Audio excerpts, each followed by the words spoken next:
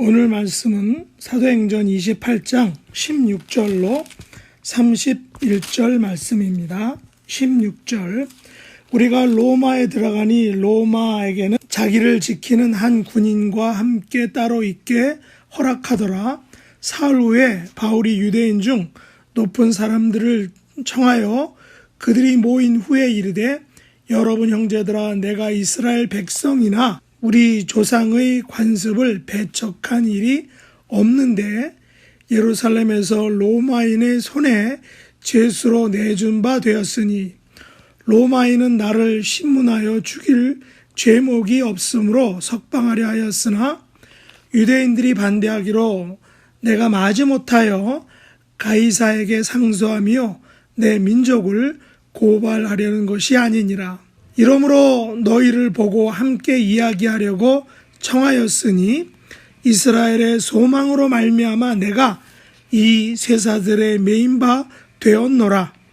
그들이 이르되, 우리가 유대에서 내게 대한 편지도 받은 일이 없고 또 형제 중 누가 와서 내게 대하여 좋지 못한 것을 전하든지 이야기한 일도 없느니라. 이에 우리가 너의 사상이 어떠한가 듣고자 하니 이 바에 대하여는 어디서든지 반대를 받는 줄을 알기 때문이라 하더라. 그들이 날짜를 정하고 그가 유숙하는 집에 많이 오니 바울이 아침부터 저녁까지 강론하여 하나님의 나라를 증거하고 모세와 율법과 선지자의 말을 가지고 예수에 대하여 권하더라. 그 말을 믿는 사람도 있고 믿지 아니하는 사람도 있어 서로 맞지 아니하여 흩어질 때에 바울이 한 말로 이르되, 성령이 선지자 이사야를 통하여 너희 조상들에게 말씀하신 것이 옳도다. 일러스되 이 백성에게 가서 말하기를, 너희가 듣기는 들어도 도무지 깨닫지 못하며 보기는 보아도 도무지 알지 못하는도다. 이 백성들의 마음이 우둔하여져서 그 귀로는 둔하게 듣고 그 눈은 감았으니 이는 눈으로 보고 귀로 듣고 마음으로 깨달아 돌아오면 내가 고쳐 줄까 함이라 하였으니, 그런즉 하나님의 이 구원이 이방인에게로 보내어진 줄 알라. 그들은 그것을 들으리라 하더라.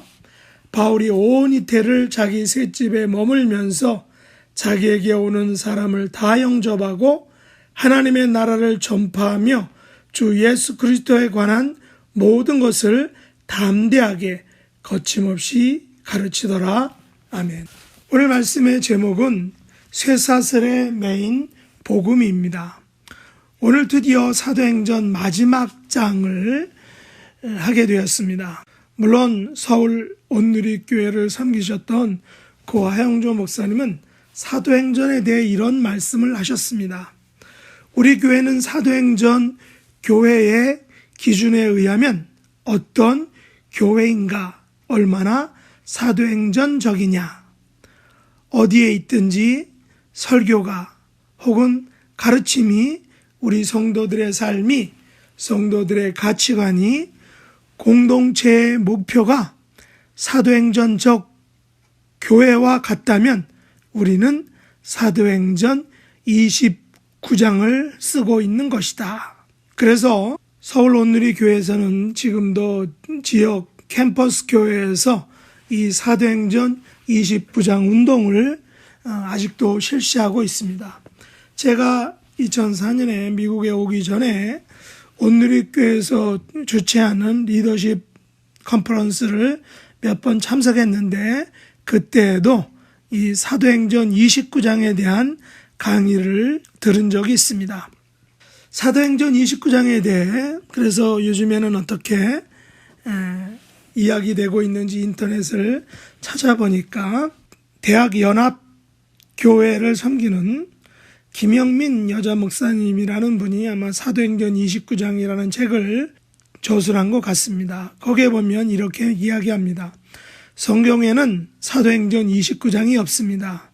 지금 성령의 임재로 복음을 전하는 우리들의 이야기가 사도행전 29장인 것입니다. 대학연합교회를 통하여 역사하시는 성령님을 증거합니다. 이 같은 동일한 맥락에서 저와 여러분이 속한 새생명 선교교회를 통하여 전하여지는 복음 사역이 바로 이 사도행전 29장인 것입니다. 우여곡절 속에 로마에 거의 도착한 바울은 아비오 광정과 트레이스 타베르네 두 곳에서 마중 나온 그런 로마의 형제들을 만나게 됩니다. 아비오 광장은 로마에서 42마일 떨어진 곳이라고 합니다. 여기서 저기 디즈니랜드 정도까지겠죠. 로마의 형제들은 바울을 보기 위해서 42마일을 온 것입니다. 여기 세 여관이라는 뜻의 트레이스 타베르네도 로마에서 33마일 떨어진 곳입니다. 로마를 향한 험난한 길을 걸어왔던 바울의 입장에서는 로마의 형제들이 각각 42마일과 33마일 떨어진 로마에서 자신을 맞으러 왔다는 것에 매우 감격스러웠을 것입니다.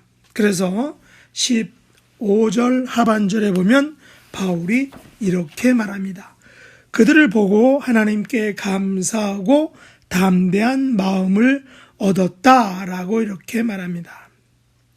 우리가 복음을 전하는 데 있어서 격려를 받는 것은 매우 소중한 것입니다. 죽음의 고비를 여러 번 넘긴 바울의 입장에서 오늘날처럼 자동차도 없는 그 시대에 40마일, 30마일을 마중 나온다는 것은 감격스러운 일입니다. 그래서 바울은 그들을 보고 하나님께 감사하고 담대한 마음을 가졌다라고 이렇게 고백합니다. 우리가 바울처럼 직접 복음을 전하지는 못해도 바울을 마중 나온 형제들처럼 로마의 형제들처럼 복음 전도자를 위로하고 격려하고 맞으러 나오는 것은 매우 참으로 귀한 것입니다. 그런 의미에서 지난 한 해도 우리 교회에서는 연약한 그런 재정이지만 그 와중에서도 많은 선교사님들이 방문하는 것을 통해서 그분들이 사역하는 선교 현장에 대한 선교 보고를 들었던 것입니다. 여러분들에게도 로마의 형제들처럼 여러분을 격려하고 맞으러 나왔던 분들을 기억하실 것입니다. 제가 수원에서 부교역자로 있으면서 동시에 청년부 담당 사역을 했었는데 그때 청년국에서 일본 오사카로 선교 여행을 간 적이 있습니다. 당시 일본 선교사로 섬겼던 양동훈 선교사님이라는 분이 통역과 노방 전도를 하고 이제 선교사님 집에서 자기도 했습니다. 그때 선교사님으로 받은 이 선교에 대한 열정과 환대는 지금까지도 잊을 수가 없습니다. 바울의 고백처럼 저는 일본 땅이 처음이었고 낯설었는데 선교사님의 능숙한 통역과 또 열정을 보고 저도 바울처럼 하나님께 감사하고 담대한 마음을 가진 적이 있습니다. 마침 저녁 집회 때 귀신 들린 사람을 위하여 거기에 참여했던 여러 목회자들이 집중적으로 기도했던 일들이 생각납니다. 바울은 로마에 도착하자 로마에 사는 유대인 중 높은 사람들을 청하였습니다. 그리고 자기가 로마에 온 이유를 설명했습니다. 자기는 조상의 관습을 배척한 일도 없는데 예루살렘에서 유대인들에 의해서 로마인의 손에 죄수로 넘겨졌다라고 말합니다. 사실 로마인은 바울을 신문했지만 바울의 죄를 찾지 못해 석방하려고 했지만 유대인들이 반대해서 어쩔 수 없이 로마의 황제인 가이사에게 상소를 했지 결코 유대인을 고발하려는 것이 아니라고 이렇게 자기 변명합니다. 그리고 그들에게 자기는 이스라엘의 소망으로 말미암아 쇠사슬에 매인 바 되었다라고 이렇게 고백을 하고 있습니다. 무슨 말일까요? 바울이 쇠사슬에 매인 바 된 것은 순전히 이스라엘의 소망을 위해서다라는 것입니다. 바울이 수많은 고난과 죽음의 위험을 넘어서 로마에 온 이유는 바로 이스라엘의 소망을 위해서다라는 것입니다. 만일 바울이 이스라엘의 소망을 위하여 로마에 오지 않았다면 바울은 덜 고난을 당했을지 모릅니다. 물론 바울을 너무 극렬하게 반대했기 때문에 열심당원들은 바울을 어떻게든지 없애려고 테러하려고 여러 번 시도했던 것을 알 수 있습니다. 하지만 복음의 세계화란 측면에서 그리고 이방인의 사도로서의 사명이란 그런 측면에서 바울의 로마행은 대단한 복음의 파급력을 가져왔습니다. 당시 세계 정치, 경제, 문화, 예술의 중심지인 로마에서 바울은 예수 그리스도의 고난과 죽음과 부활에 대한 복음을 전파하였습니다. 이 예수 그리스도의 복음에 대한 소식은 당시 로마에까지는 전해지지 못했습니다. 오늘 본문 21절과 22절에 보면 로마에 사는 상류층의 유대인들은 유대로부터 바울에 대한 편지도 받지 못했고 유대에서 형제가 와서 바울에 대해 이야기하지도 않았다라고 말합니다. 그래서 그들은 바울의 사상이 어떠한가 듣고자 이렇게 왔다는 것입니다. 그들이 알고 있는 것은 예수님의 고난과 죽음과 부활에 대한 바울의 사상이 반대를 받고 있는데 과연 무엇이 문제인지 알고자 왔다는 것입니다. 그래서 바울과 상류층 유대인들은 미팅 날짜를 정합니다. 그리고 많은 유대인들이 바울이 유숙하는 셋집에 찾아옵니다. 바울은 아침부터 저녁까지 강론을 합니다. 하나님의 나라를 증언합니다. 모세율법과 선지자의 말을 가지고 예수님에 대해서 권하며 설명합니다. 그러나 바울의 증언에 대해 믿는 사람도 있지만 반대로 믿지 않는 사람들도 있었습니다. 바울의 복음 증거에 대해 서로 찬반 양론이 일어났던 것입니다. 그래서 맞지 않는 사람들은 흩어지게 됩니다. 그때 바울이 이사야가 했던 말을 전합니다. 성령이 선지자 이사야를 통하여 너희 조상들에게 말씀하신 것이 옳도다. 일렀을 때 이 백성에게 가서 말하기를 너희가 듣기는 들어도 도무지 깨닫지 못하며 보기는 보아도 도무지 알지 못하는도다. 이 백성들의 마음이 우둔하여져서 그 귀로는 둔하게 듣고 그 눈은 감았으니 이는 눈으로 보고 귀로 듣고 마음으로 깨달아 돌아오면 내가 고쳐줄까 함이라. 그런즉 하나님의 이 구원이 이방인에게로 보내어진 줄 알라. 그들은 그것을 들으리라 하더라. 바울의 이 말은 이사야가 예언한 말씀이 성취된 것을 보여줍니다. 이사야의 말씀은 이방인에게 복음의 문이 열릴 것을 예언한 것입니다. 하나님의 선민인 유대인들은 들어도 깨닫지 못하고 보아도 알지 못하고 마음까지 우둔해진다는 것입니다. 반면에 이방인들은 유대인들이 듣지 못한 것을 깨닫고 유대인들이 보지 못한 것을 알고 유대인들처럼 마음이 둔해지지 않게 된다는 것입니다. 예수 그리스도의 복음은 유대인에게는 닫히고 반대로 이방인에게는 열리게 되는 이런 복음의 반전 현상이 나타난다는 것입니다.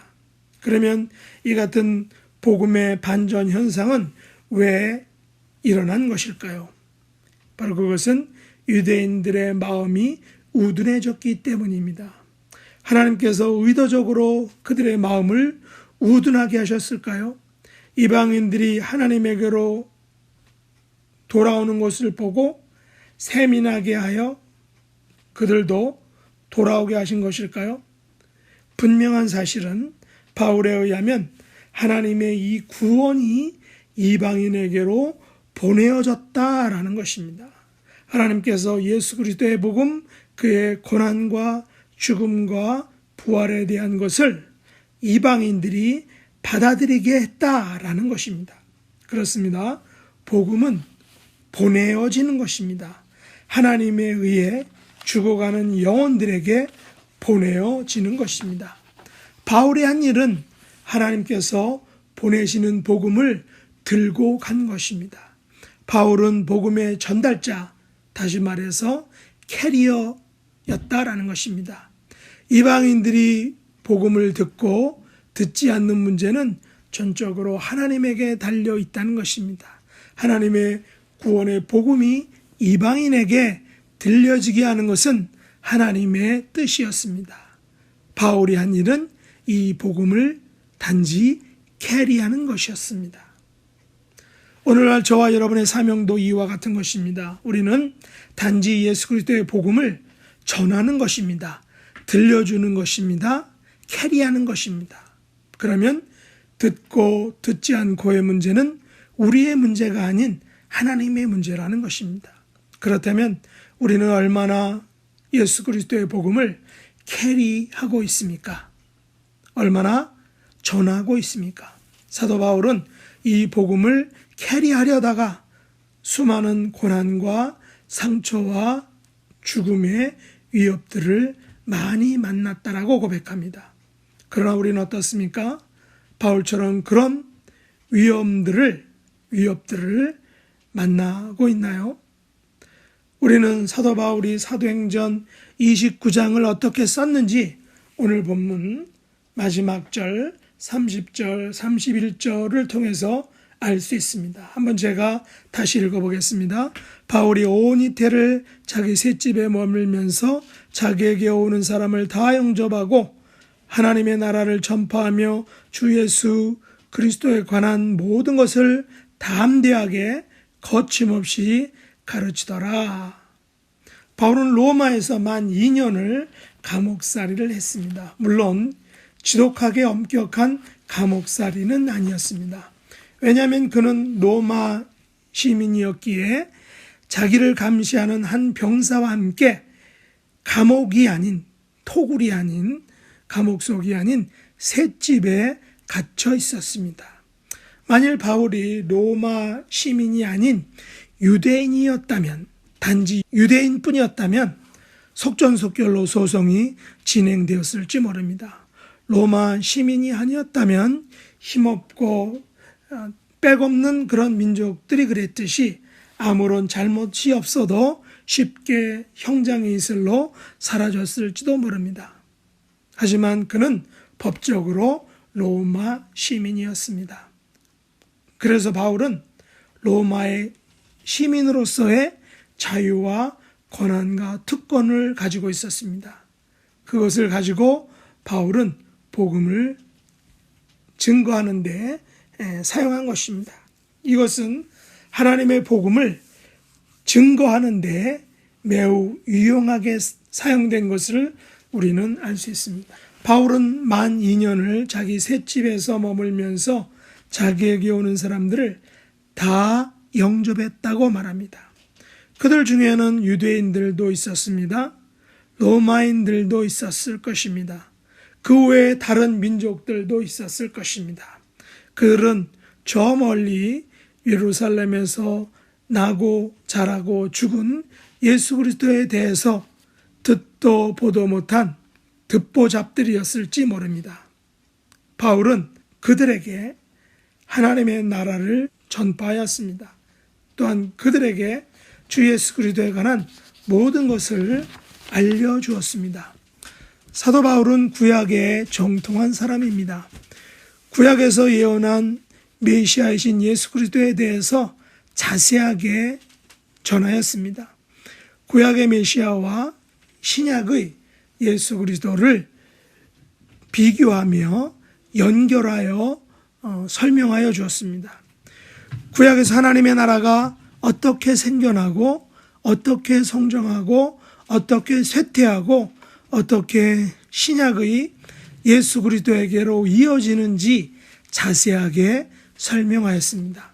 그는 로마의 시민으로서 그리고 하나님 나라의 시민으로서 담대하게 거침없이 가르쳤습니다. 바울의 복음 증거 스타일은 가르침이었습니다. 티칭이었습니다. 티칭은 당시 로마인들이 좋아하고 즐겨하고 또한 익숙한 그런 토론 방법, 공부 방법, 배움의 방법이었습니다. 배움은 단지 배움으로 끝나지 않습니다. 성경에도 믿음은 들음에서 난다고 했습니다. 바울은 유대인이든 로마인이든 아니면 다른 민족 사람이든지 그들에게 하나님의 나라와 예수 그리스도에 관한 모든 것을 가르쳤습니다. 그의 가르침을 들은 유대인과 로마인들과 다른 민족 사람들은 하나님 나라의 백성이 되었습니다. 예수 그리스도의 사람이 되었습니다. 바울을 통해 가르침을 받은 모든 민족들이 로마를 중심으로 전 세계를 향하여 흩어지게 된 것입니다. 이것이 바로 사도 바울이 기록한 우리는 볼 수 없지만 그러나 역사에 남아있는 사도행전 29장이라는 것입니다. 바로 사도 바울의 가르침을 받고 전 세계를 향해서 흩어진 사람들의 그들의 믿음의 행적이 바로 사도행전 29장의 내용들이다라는 것입니다. 사도행전은 28장 29절에서 마쳤지만 바울을 통해서 복음을 받은 또 복음을 들은 이방인들은 전 세계로 흩어져서 사도행전 29장을 써내려가는 주인공들이 되었다는 것입니다. 이것에 대한 증거가 바로 오늘 본문 30절, 31절 말씀입니다. 한번 너무나도 귀한 말씀이기 때문에 이것이 사도행전 29장의 내용이기 때문에 한번 다시 읽어보겠습니다. 바울이 온 이태를 자기 셋집에 머물면서 자기에게 오는 사람을 다 영접하고 하나님의 나라를 전파하며 주 예수 그리스도에 관한 모든 것을 담대하게 거침없이 가르치더라. 아멘. 오늘날 저와 여러분들도 그들처럼 사도행전의 29장을 우리의 삶의 현장에서 새생명 선교회를 통하여 지금도 계속해서 써내려가고 있는 것입니다. 저와 여러분들이 써내려간 사도행전 29장이 하나님 나라에서 받게 될 복음의 큰 상급이 될 수 있기를 예수님의 이름으로 축복합니다. 기도하겠습니다. 하나님 아버지, 오늘 사도 바울은 로마에 갇혀 있으면서 자기를 찾아오는 모든 사람을 다 영접했다고 했습니다.